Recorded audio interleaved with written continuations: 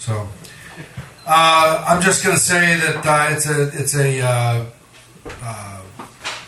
real honor to have him here. And I'm just going to say, come on up here, Tom, and give it up for Tom Kryss. Ladies and gentlemen, there's nothing else I can say.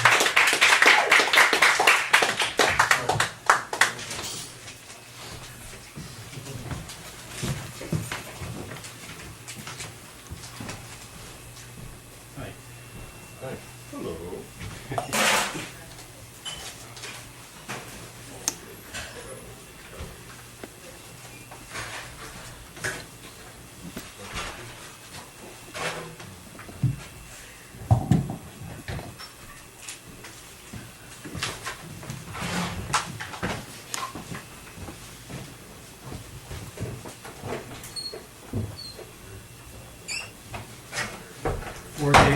4 days after the anniversary of May the 4th, 1970, I went back and I tried to remember what the weather was like on that day.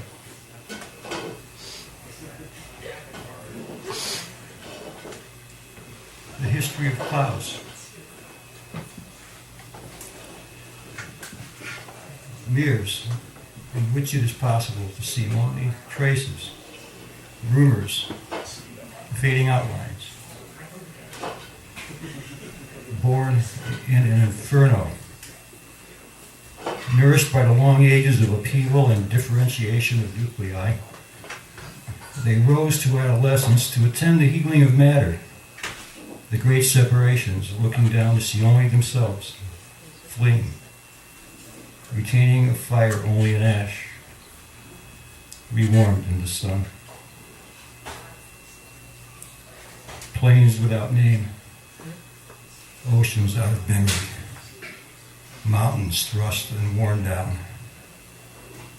wandering of eyes to the center, selections and dissonance, the first flowers ending up in their arms. What could they do with them? Migrations across steppes to the confluence of rivers, and to be party to all of it without knowing, not even suspecting. The burning of the library at Alexandria,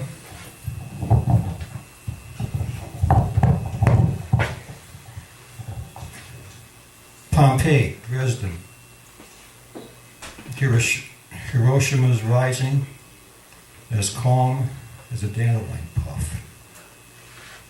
Shreds of smoke discharged from a line of rifles in a backwater. All the same weight. No chance to make sense of the shadows of markers. A cloud gliding on the day of remembrance sees a green sea and stops and moves on, leaving the boundaries, the language, to us.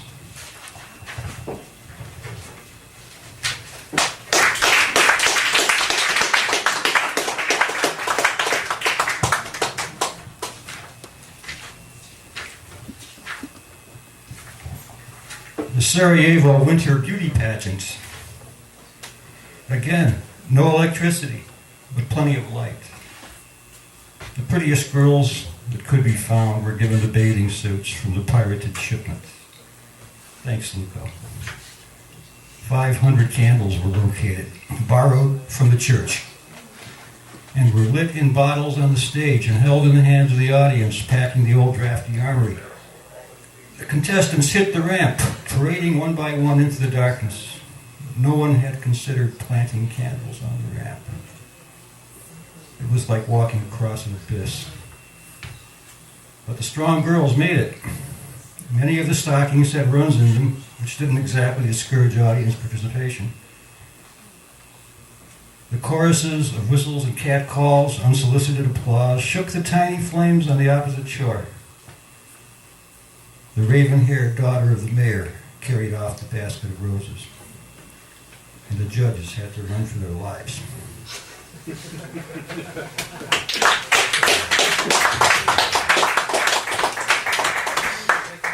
Where in that winter did they ever find roses? Black roses, yes, but all the more roses.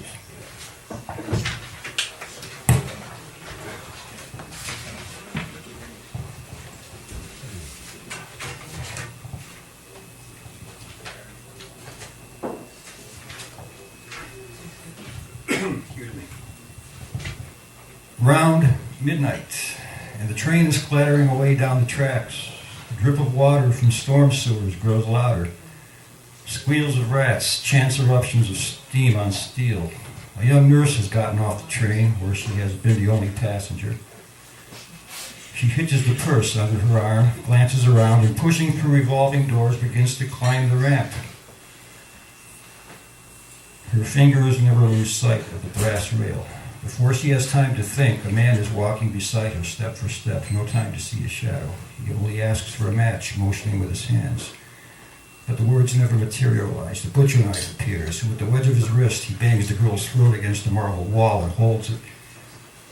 Out of nowhere, suddenly at the knife, the bag lady comes. The loose can swung from the hip, catch him on the wrist. Knife drops, windmilling. The attack continues. He throws up his hands. Too late. The eyes, the jaw, the bag breaks. Can spill down the runway. The paper handle still clutched. The flail away. The eyes of the nurse are as large and as full as doves. True story.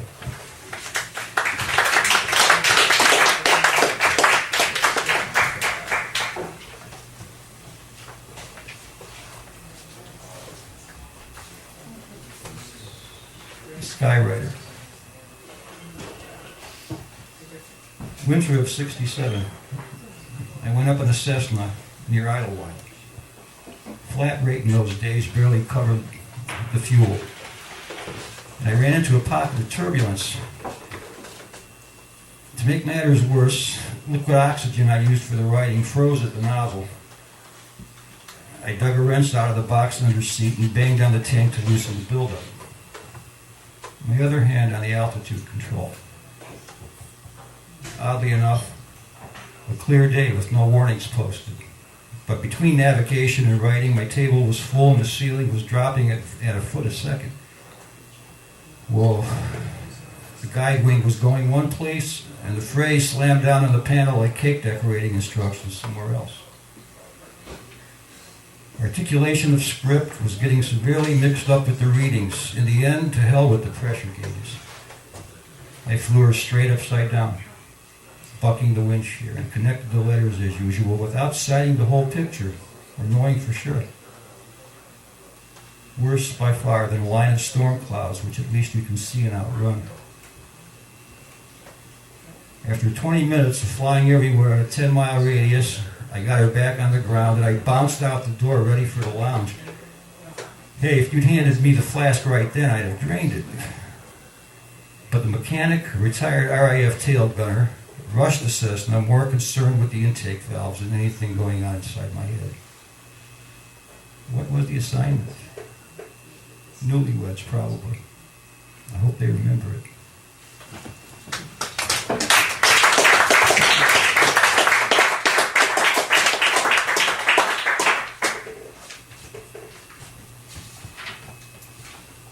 Sotto voce.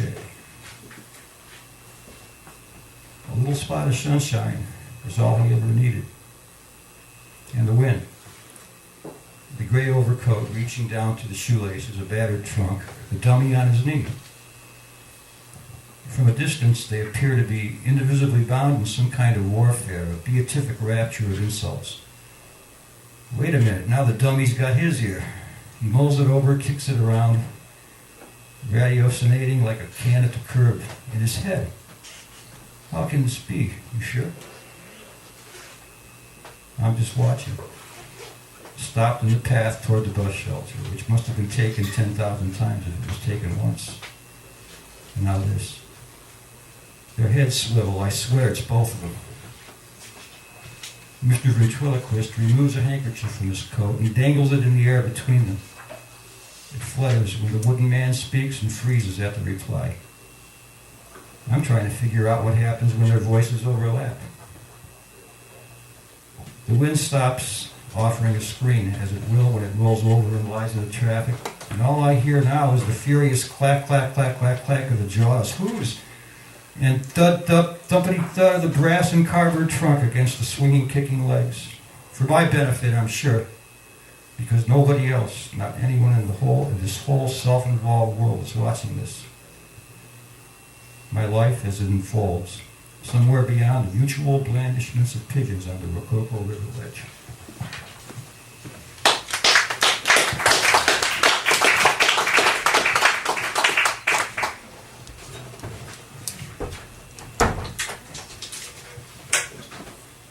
Just a word of explanation.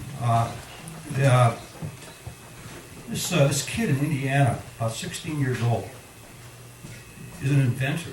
He invented a prosthetic, a low-cost prosthetic which could be manufactured very cheaply out of styrofoam and duct tape. And they are apparently marketing this now to third world countries.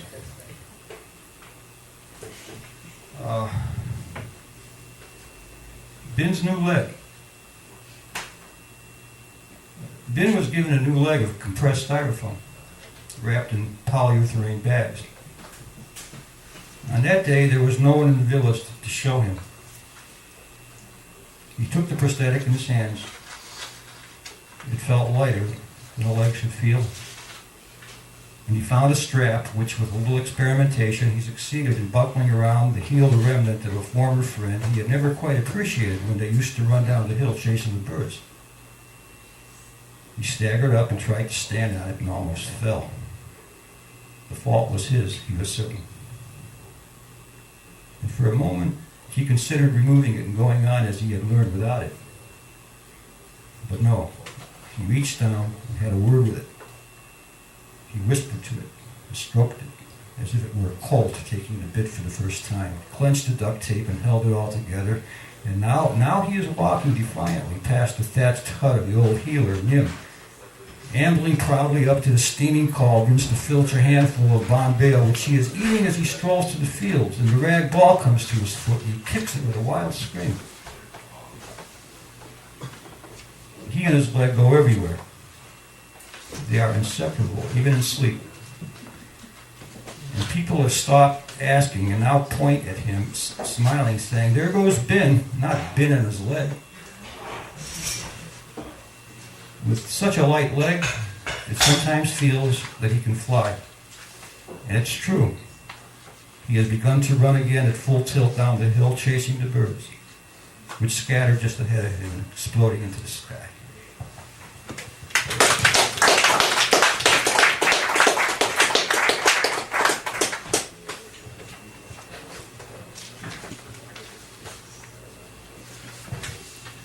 How to make a rainbow on a rainy day. Locate in the overcast some thread of involvement with backlit sheets of crayon manila paper vacuum sealed to the yellow eyes of an elementary school. Open up the floodgates to the eccentricities of leaves. Find an alcove, an unused entrance to lean in, noting concentric circles and standing water on pavement commissioned by raindrops. Take the coins out of your pocket and throw them one at a time into the fountains of Trevi made by the intersecting arch between traffic and rainfall. Permit silver spray to have its way with your face. Wonder at the beaded pearlescence at the sides of warm styrofoam. Internalize windshield wipers and the lift of umbrellas. Without going overboard, initiate eye contact. Return the wave.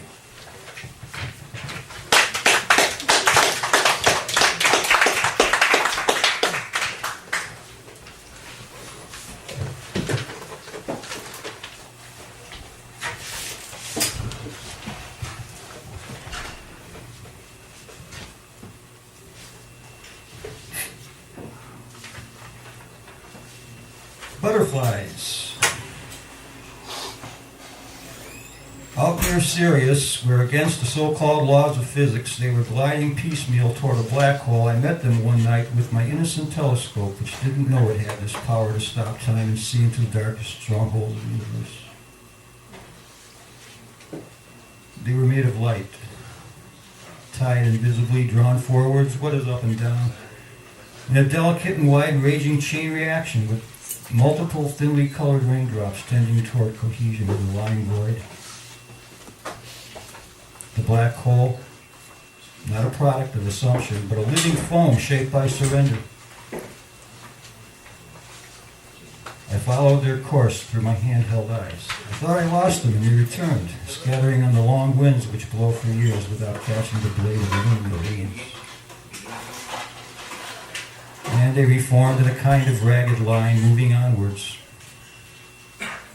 I took the telescope, a simple thing, a gift, and thinking I could will them away from unforeseen destruction, I swept the lens and tried to drag them recursive, revolting against my very hand. This, and only this, was the purpose of my life. Why I was born and where I sleep.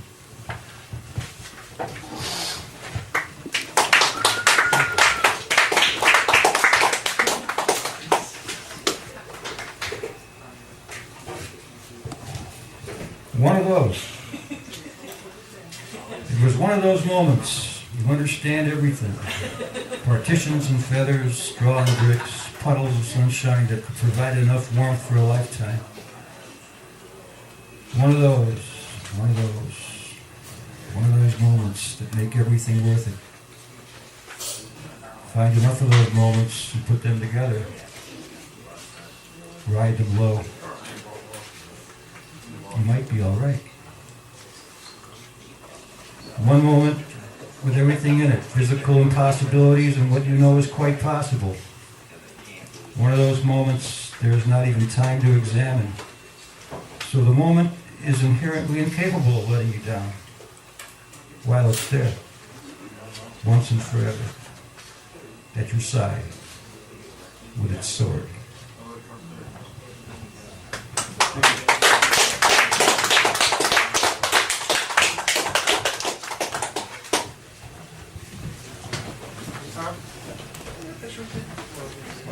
Just get a quick picture. It's all about me. You got it, Andy? Hold on, please. Eyes closed, I'm sure. Try one more, please. All right. Cool. Thanks. Thank you. You ready? Sure. Of course. Ladies and gentlemen, Tom Kryss.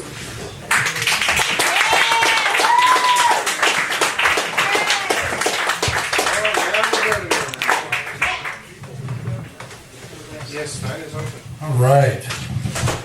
Thank you very much, Tom. Okay. Once again, there are pads. Actually, there's a list of open mic readers